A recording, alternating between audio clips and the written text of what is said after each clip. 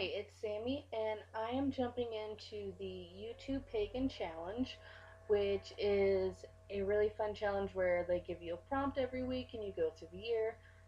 As you might have expected, since this is October, I am late with this challenge, but I thought it'd be fun to just join in anyway.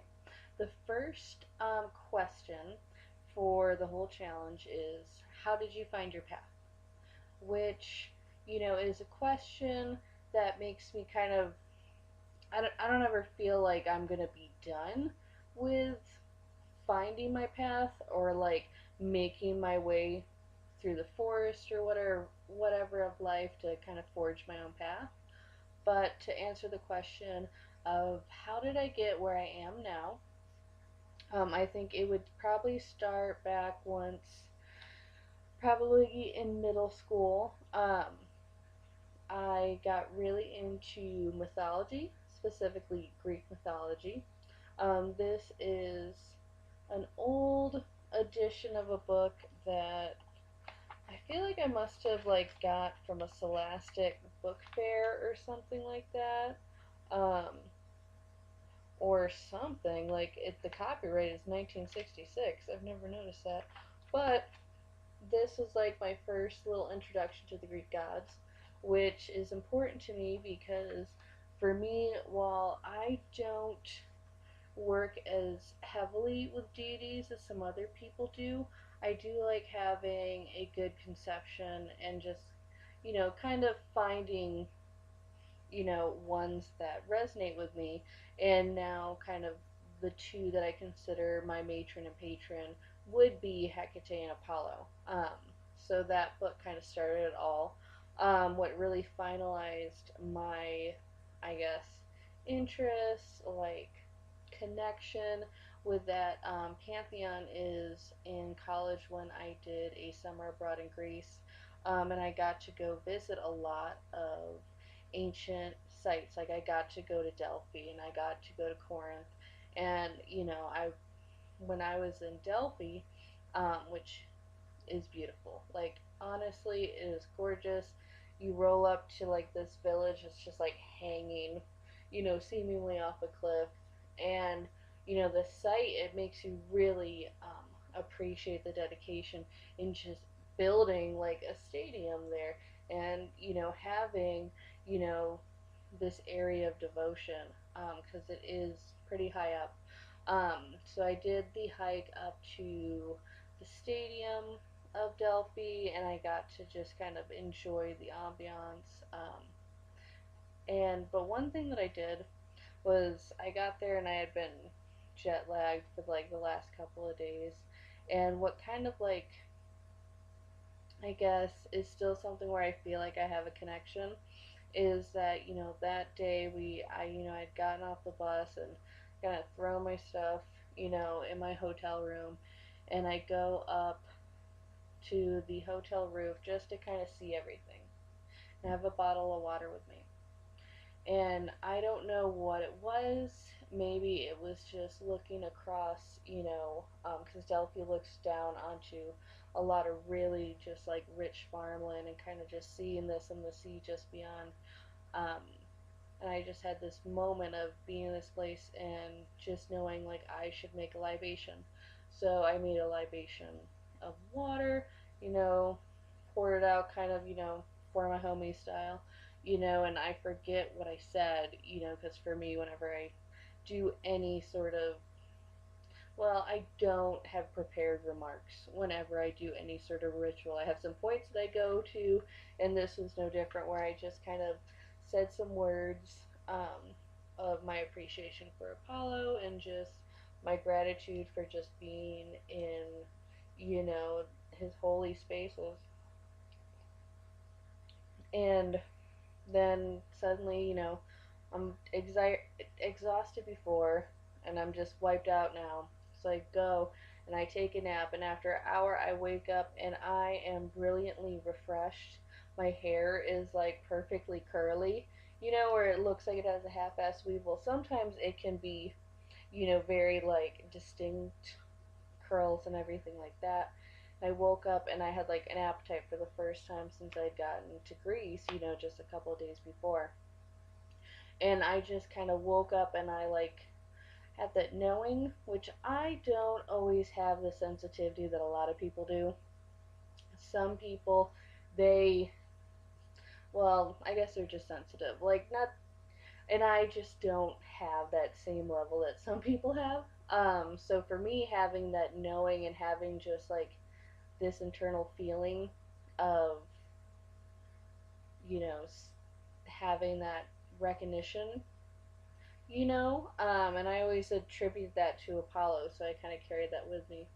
And then with Hecate, I've always been interested in her story, how she is, you know, the last, like the only Titan to like have really gotten any, of Zeus's protection after the fall, and just being the person of the spaces in between. I could go on, but that would be another video.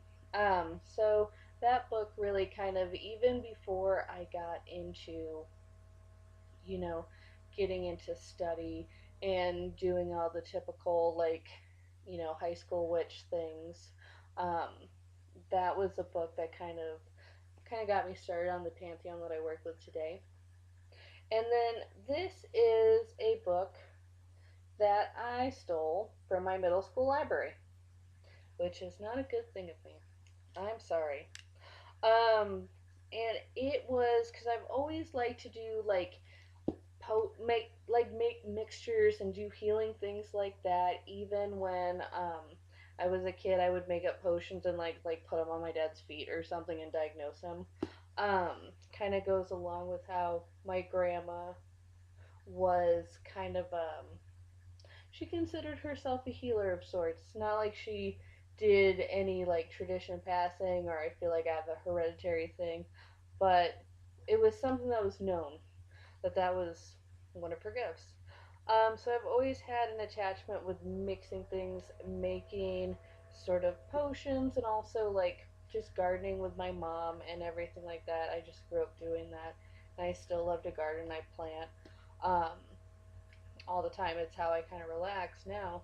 But this book was something where I really wanted to really use the sort of harvest that we were getting. Um, and like this one has a copyright of 1977, so I'm not sure. I might have even stole that Greek book. I'm not sure.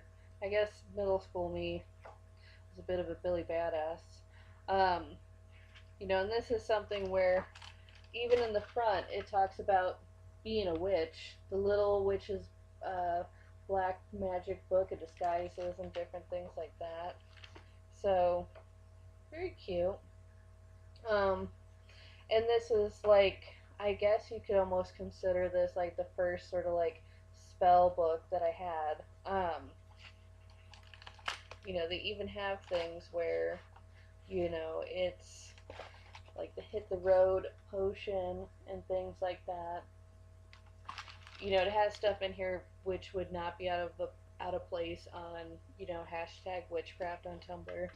So that was kind of those were kind of the foundations. Like later on, of course, like I think every teen in the 90s had like a copy of a Silver Ravenwolf book. Um, and then you go through the phase of like you're the authentic kind of witch and other people are fluffy bunnies, and you kind of go through maybe a whole like, well, I must be this, and this, and now that I've read this book on it, I'm going to tell other people how to do it, and have your own little, you know, study circle with some friends. I know I did in high school. I feel like I was in one or two groups. I think two that they didn't really last for too long. I was usually kind of the last Highlander in these groups after folks kind of lost interest in witchcraft. And for me, while my parents did know, and like they weren't belittling about it, they didn't stop me. They were kind of like a little amused about it, and they were like, "All right, she's a witch." she's not on drugs. I guess we're okay. So I had like, I didn't need to be closeted. I mean, I shared a room with my older sister, so I had like no space in that room. So I had like a little shelf area that had like a couple of things, because when you're kind of a baby witch, how much money do you have to spend on anything from cards to stones? And but I did my study, and I look back and I have a trunk that's just full of things that I printed out, like correspondences and the meanings of crystals and spells and things like that. I still have some of those papers now. So in my teenage years, that was something that was a fixture. Even as like I stopped being really, I wouldn't say I think gung ho, and just kind of was like calming down, where it wasn't like a focal point in my identity, because by this time I kind of already figured out some other things in my identity, like being LGBTQ and stuff like that. So I was in that moment of like figuring things out. So, in that time, I kind of like got more balanced and kind of maintained a schedule, which once I got to college, all hell broke loose my freshman year, where I was out of my little town having a good time. So while I did maintain I've always kind of kept around a little altar area. But in college, things kind of like until like I kind of settled down in my sophomore year. I really didn't have a practice for that amount of time. But as I kept going, one thing that had been a constant challenge for me, it wasn't like having time. That was, that's always a challenge for anything you want to put in your life nowadays. But the problem was that the things I went from being like, okay, I have to read every book and learn what everybody else does and do exactly that way because this is how it's done, to being like, well, but what if I don't resonate with the traditional wheel of the year because I live in a desert? You know, um, what if I don't really resonate with some of the Wiccan concepts of God or Goddess? What if I, don't especially want to, join a group? So I kind of started wrestling with those sort of things, trying to figure out, well, um, I can respect Wicca. I like Wicca. You know, I know people who are Wicca who are awesome, but it's like kind of like somebody else's shoes. Yeah, it's all right, but it's not gonna fit your foot the same way that your shoes do. Um, so shoe analogy, looking for my shoe. So that was something that kind of, as I kind of pulled back on witchcraft as I went through my college career, and maintained like little altar space and some like intention setting, sort of minor spell work type things. I kind of was like, well, I don't really fit into Wicca. Um, so it made me just kind of be like, well, then maybe this is not for me, which, was short sighted. But, when you're taking all kinds of classes and you're doing this, this, and this, and everything you're reading just makes you go, well, that seems like a whole lot of what I don't want to do. And just finding the time to figure out what you're interested in. So I kind of went through a period of introspection and doing a lot of study with just like different traditions in different cultures. The cool thing in college was that I got the chance to work at the Arizona State Museum and do some really cool kind of like research on traditional knowledge and stuff like that. So I wasn't like, doing spells every day, but I was maintaining some lingering forms of my practice. But then flash forward, and I'm finishing up school, but I'm kind of getting into a relationship with somebody who was not into even like me having an altar, and it was something where I was like, well, you know, I don't know. Insert everybody's story about their first like bad partner, like here, like, ugh.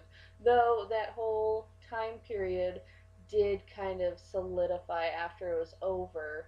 I was kind of going through like a period of a year where I was like, okay, I'm just like gonna get myself back on track and get myself back to where I was, healing, self love, you know, all the Instagram memes of empowerment.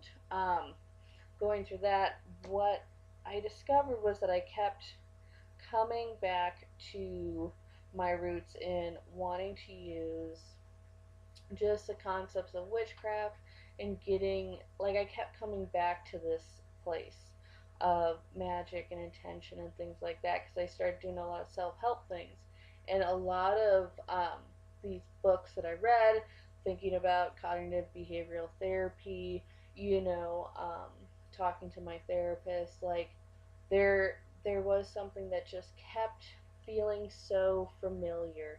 So I'd go through and we'd have like I'd be learning about CBT and, talking about, rewiring your brain, making your reality.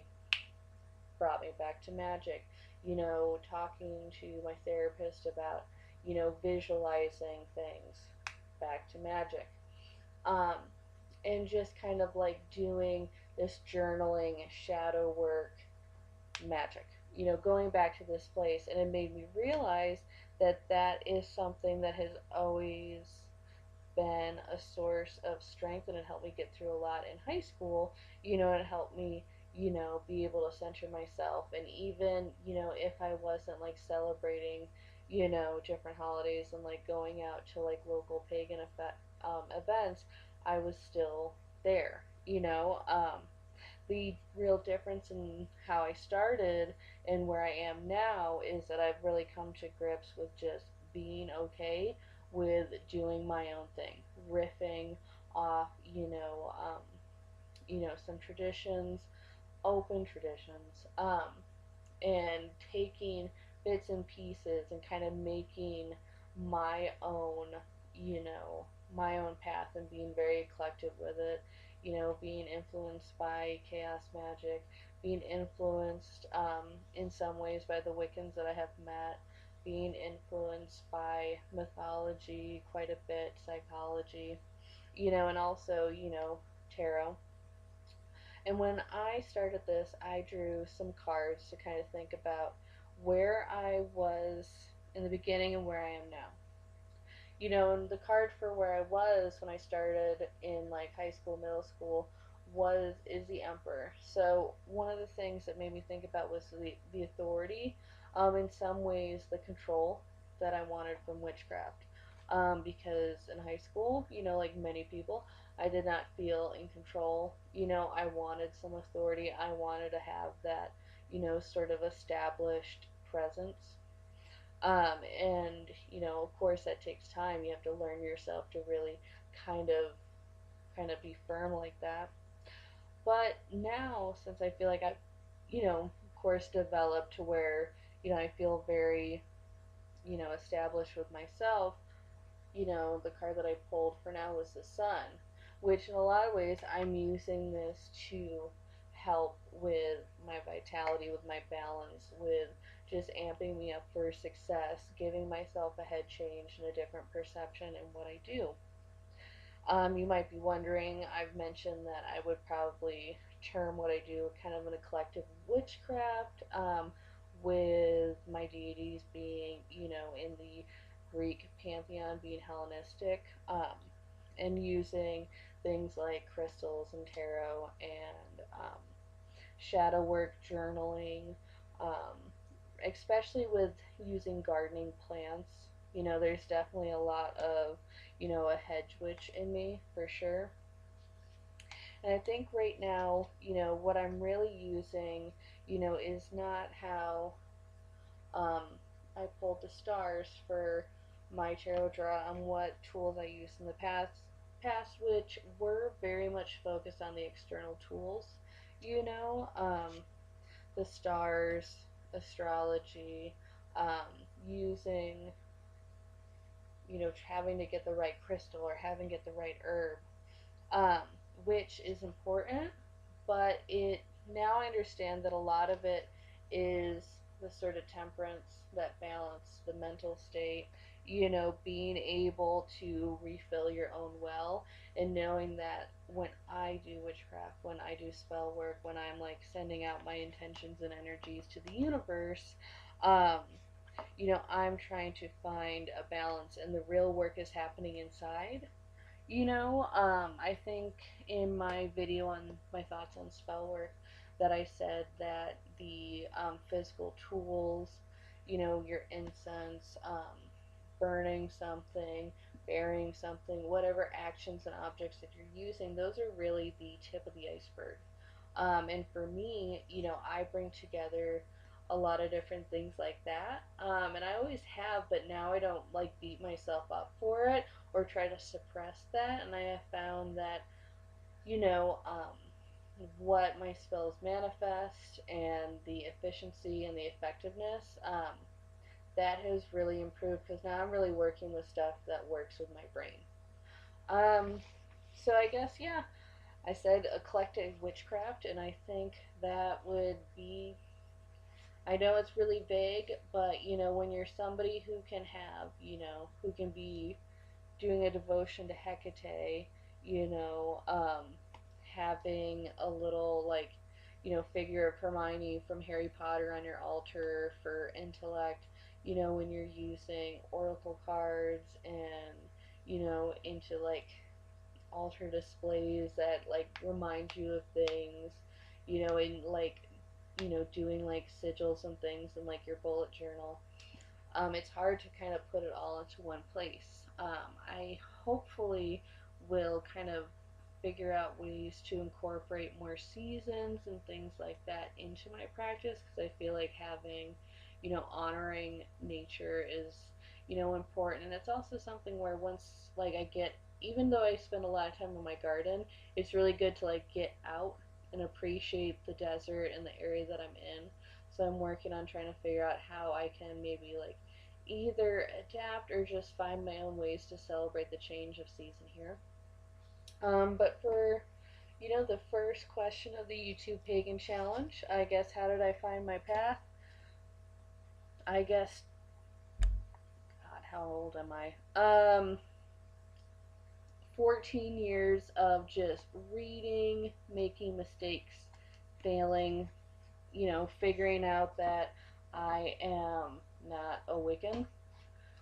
Mad love to him, but my gosh, I am just I'm just not wired that way. And being okay with the fact that, I'm getting what I want out of witchcraft, but I'm not as worried as I used to be on what other people might think. Am I doing this wrong? I'm very much focused on working on myself so I don't ever have to really have any, weird guilt or like, be like, oh no, maybe that spell that I did to help somebody, didn't quite work the way it should. So for me, that is how I found my path, how I started working with some of the my matron and my patron, and just a little bit about my work.